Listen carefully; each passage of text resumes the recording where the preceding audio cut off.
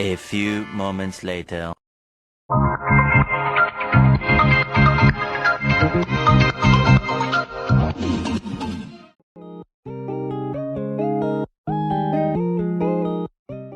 Saya Ahmad Hasbullah bin Ahmad Munir dengan nombor matriks S000285 akan memberikan kata-kata aluan sebelum memulakan perbincangan kita pada hari ini.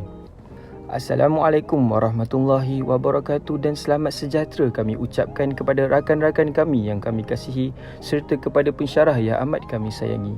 Apa khabar semua? Hari ini kami akan membentangkan tentang tajuk Rukun Negara. Kami berharap agar pembentangan kami ini sedikit sebanyak dapat memberikan anda kesedaran mahupun ilmu pengetahuan yang baharu. Objektif kajian. Objektif utama dalam bab ini yang akan dicapai oleh pelajar ialah dapat memupuk sifat adil dalam diri pelajar di mana kemakmuran negara dapat dinikmati bersama secara adil dan saksama, sekaligus memupuk perpaduan lebih erat dalam kalangan masyarakat. Selain itu, dapat pengertian dan kefahaman tentang 5 prinsip rukun negara. Akhir sekali, dapat menjadikan prinsip-prinsip rukun negara sebagai satu amalan cara hidup yang berterusan bagi melahirkan masyarakat yang mempunyai jati diri, setia, bersatu padu, berwawasan, bermaruah, bersikap terbuka dan beretika sejajar dengan wawasan negara. Definisi rukun negara.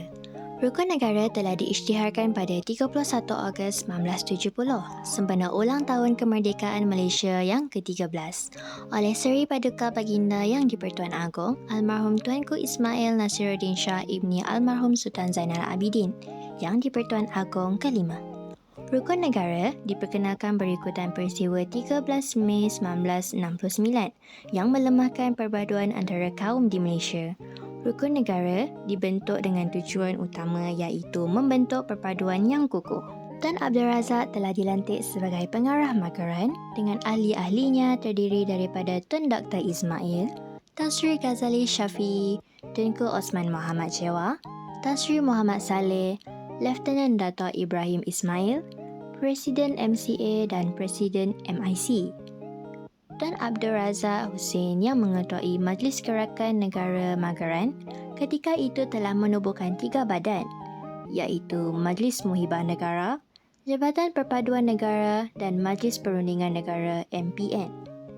Hasil daripada perbincangan-perbincangan yang diadakan oleh MPN, maka lahirlah Rukun Negara. Prinsip-prinsip yang terkandung dalam rukun negara jelas merupakan kunci kepada keharmonian dan perpaduan kaum demi kejayaan dan kestabilan negara. Prinsip rukun negara yang pertama, kepercayaan kepada Tuhan. Bangsa dan negara ini telah diwujudkan atas kepercayaan yang kukuh kepada Tuhan yang Maha Berkuasa yang menciptakan seluruh alam semesta.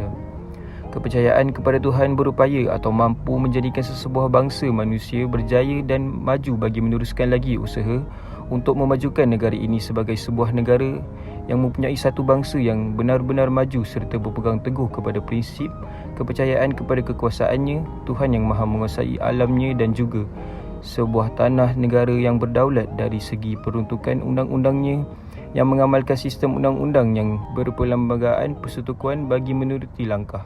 Selain itu, dapat mengikuti sistem yang berpandukan sebuah takrifan yang sudah diiktirafkan sebagai yang mengikuti leraian peruntukan peraturan dasar yang sudah digubal bersama rang undang-undang perlembagaan persekutuan dari dasar sesebuah negara yang mempunyai pelbagai jabatan kerja serta lembaga institusi diraja yang mempunyai institusi dan majlis Raja-Raja Melayu sebagai raja perlembagaan dari yang berperlembagaan yang dinaungi dipayungi payung yang maha berlindung bagi memayungi kedaulatan institusi diraja sesebuah kemahkotaan ke bawah duli yang maha mulia Seri Baginda Yang di-Pertuan Agong sebagai raja tertinggi dan juga ketua utama negara dan juga turut sebagai raja berperlembagaan elektif negara Malaysia. Okey, nama saya pula ialah Muhammad bin Ayub, nombor matriks S002776. Saya akan menerangkan tentang prinsip yang kedua iaitu kesetiaan kepada raja dan negara. Okey, kesetiaan kepada raja dan negara adalah salah satu nilai penting dalam rukun negara yang menjadi landasan utama bagi mewujudkan keharmonian, keselamatan dan kemajuan negara Malaysia. Nilai kesetiaan ini merangkumi komitmen dan tanggungjawab setiap warga negara untuk mempertahankan dan melindungi kedaulatan negara serta menghormati institusi raja sebagai ketua negara kita. Malaysia merupakan negara yang mengamalkan sistem demokrasi berparlimen dan raja berperlembagaan dengan si Paduka Baginda Yang di-Pertuan Agong sebagai ketua negara. Setelah dengan kedudukan Yang di-Pertuan Agong sebagai raja mengikuti perlembagaan, sistem beraja juga diamalkan di setiap negeri dan Yang di-Pertuan Negeri pula bagi negeri-negeri yang tidak beraja. Si Paduka Baginda, Raja-Raja dan Yang di-Pertuan Negeri adalah merupakan lambang perpaduan rakyat. Kesetiaan kepada raja dan negara bermaksud bahawa setiap warga negara hendaklah menumpukan sepenuh taat setia, jujur dan ikhlas kepada si Paduka Baginda Yang di-Pertuan Agong. Di peringkat negeri pula, rakyat dikehendaki menumpukan taat setia kepada raja yang memerintah negeri tempat mereka bermastautin tanpa mengurangkan taat setia kepada Yang di-Pertuan Agong. Sekian daripada saya. Seterusnya, saya serahkan pula kepada rakan saya yang seterusnya. Keluhuran perlembagaan. Keluhuran perlembagaan menekankan perlunya rakyat menerima, mematuhi dan mempertahankan keluhuran atau kemuliaan perlembagaan negara, iaitu sumber perundangan yang tertinggi. Fungsinya untuk memberi perlindungan kepada setiap rakyat negara ini akan hak dan keistimewaan mereka sebagai warga negara.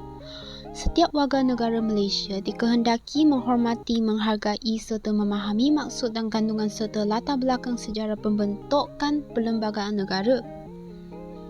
Perlembagaan negara telah diubah berasaskan kesepakatan semua kaum dan semua pihak di negara ini.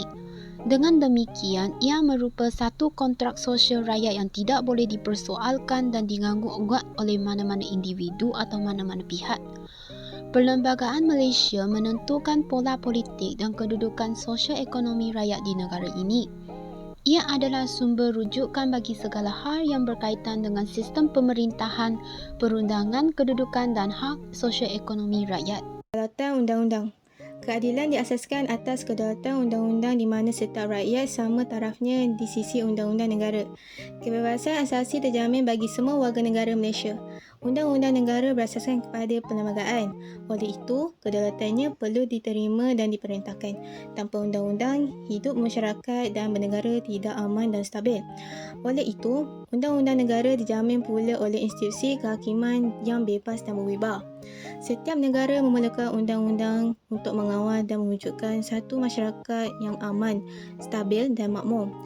Kewujudan undang-undang akan menjamin kehidupan anggota masyarakat dapat bergerak dengan licin dan teratur tanpa sebarang kekacauan di mana semoga anggota masyarakat akan merasa selamat. Hak-hak semua rakyat boleh diamalkan dengan bebas asalkan tidak melanggar undang-undang serta perkara-perkara sebagaimana yang dijamin oleh perlembagaan negara.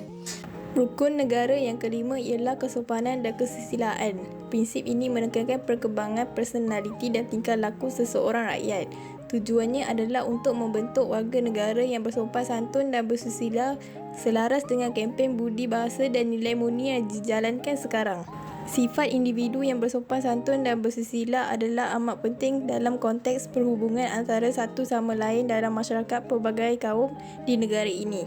Sikap bersopan santun dan bersusila patut diamalkan bagi membentuk individu dan masyarakat yang berdisiplin serta bermoral tinggi yang akan mewujudkan sesebuah masyarakat yang harmoni. Tata susila ini membenci tingkah laku yang angkuh atau menyinggung perasaan seseorang atau sesuatu golongan.